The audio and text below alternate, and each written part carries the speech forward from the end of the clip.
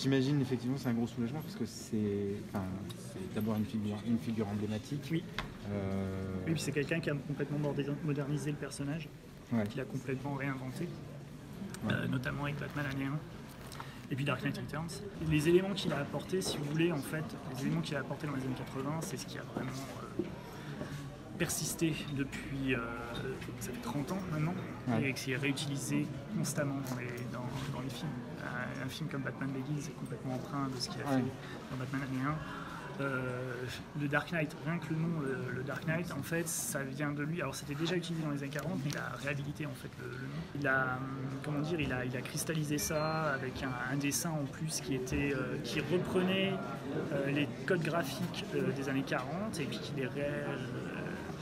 les remodernisé pour un public des années 80. Et oui, ça a été un choc graphique, ça a été un choc narratif, puisque aussi utiliser la voix off à la première personne, ce qui était rare à l'époque. En 2017, fin 2017, on a eu l'idée, pour fêter les 80 ans de Batman, de faire une exposition sur Batman, et l'idée était déjà bien ancrée de faire différentes pièces marquées des grands lieux de l'univers de la BD. Le but c'est que même les lecteurs adultes retrouvent un peu leur âme d'enfant dans les pièces en fait, qui se sentent comme un gosse, qui se sentent comme un fan de Batman. Même dans les récits les plus adultes, voilà, il fait ressortir en fait le gamin dans les lecteurs.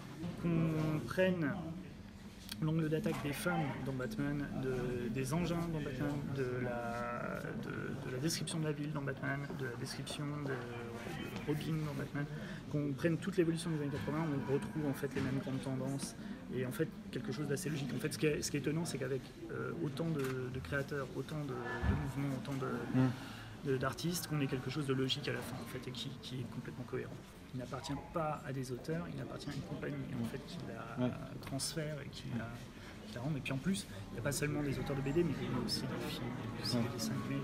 Mais nous, on a préféré se concentrer sur la BD, parce que en fait, la BD, c'est la source du personnage. Pour nous, l'idée, c'était en fait de la même manière que les créateurs en fait, donnent on perçoit quand on est gamin des BD ou des dessins animés comme des cadeaux de la part des auteurs. En fait, c'est de rendre à ces auteurs en fait, ce cadeau, ce même émerveillement qu'on peut avoir en fait, quand on est enfant. Enfin, l'idée, c'était ça, c'était vraiment des émerveillés de la même manière qu'ils nous ont émerveillés.